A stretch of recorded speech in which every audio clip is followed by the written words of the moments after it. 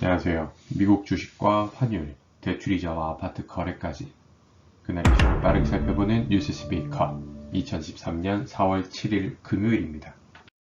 네, 미국 주식 살펴보겠습니다. 3대 지수 플러스 중소형주 중심의 러셀 2000까지 모두 플러스 전환한 모습 볼 수가 있죠. 최근 시장이 좋지 않았는데 어제 반등을 했다 그렇게 보시기는 어렵고요. 일단 오늘 미국장이 금요일 시장이 휴장입니다. 공휴일이기 때문에. 하지만 오늘 또 중요 지표가 하나 발표가 나죠. 실업률. 그에 대한 기대감으로 올랐다고 보시면 될 것 같아요.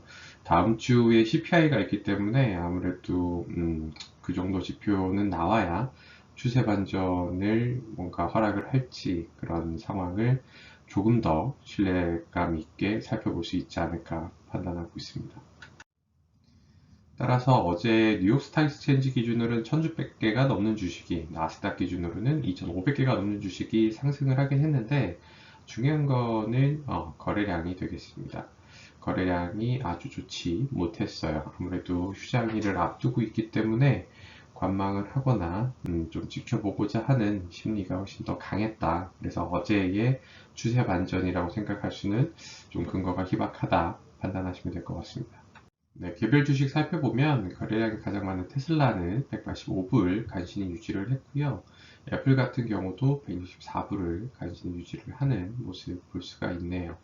어제 은행주들 중에서 퍼스트 리퍼블릭 이번 사태의 중요 포인트 중 하나였던 퍼스트 리퍼블릭 다시 4.4% 반등하는 모습은 볼 수 있었는데 큰 의미를 부여하기는 어렵겠고요.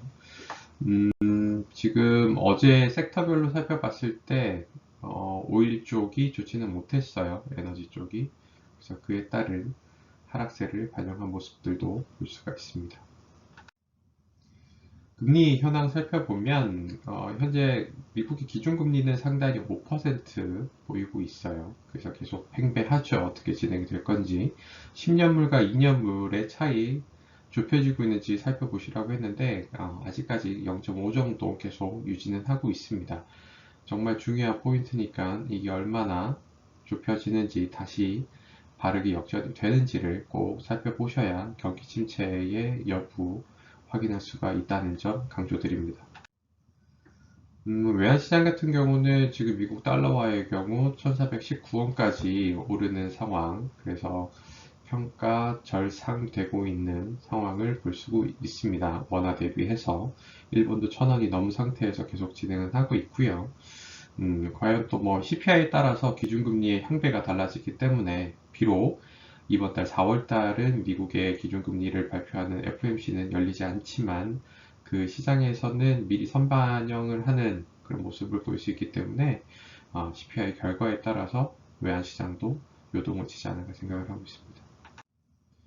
가상화폐 시장, 비트코인 같은 경우 28,000불 넘어섰죠. 좋은 흐름 보이고 있는데 하방이 상당히 탄탄한 흐름 보이고 있어요. 갖가지 악재들이 곳곳에 있기는 하지만 비트코인이 금과 더불어서 순항을 하고 있는데 금이 먼저 2,000불을 넘어섰기 때문에 비트코인으로 그 또 어떤 자금들이 거래량이 흘러갈 수 있지 않을까라는 포인트가 될 수도 있기도 합니다. 주택담보대출 같은 경우는 5대 은행 기준으로 비슷한 흐름 보이고 있고요.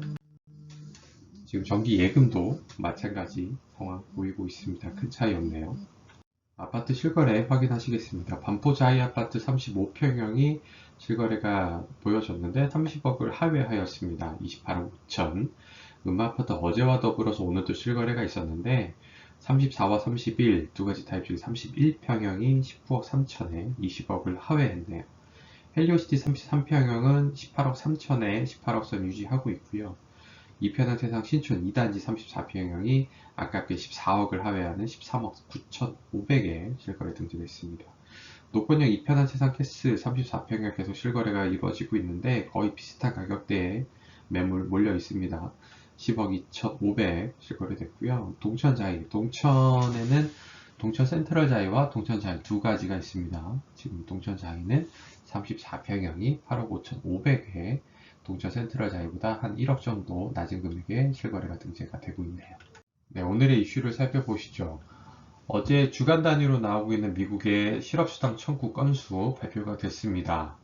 20만 건을 상회하는 모습을 또 오랜만에 볼 수가 있었어요.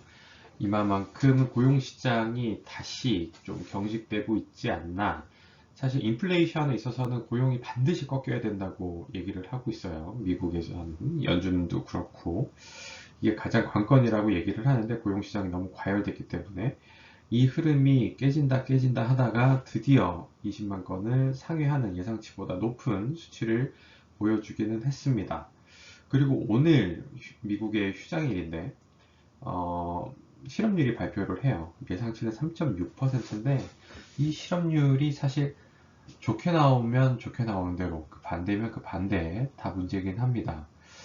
실업률이 너무 안 좋으면 실업률이 높아지면 수치가 미국의 고용시장이 안 좋아지는 상황이면 리세션, 침체가 오는 게 아닌가라는 또 생각이 들고 그 반대로 고용이 꺾이지가 않으면 역시 인플레이션 계속 진행될 거기 때문에 금리를 높여가야 되는구나, 더 높일 수 있겠구나 이런 상황이 될 수 있는 형국이라 사실 이러지도 저러지도 못하는 그런 상황들 속에서 일단 오늘은 휴장을 합니다.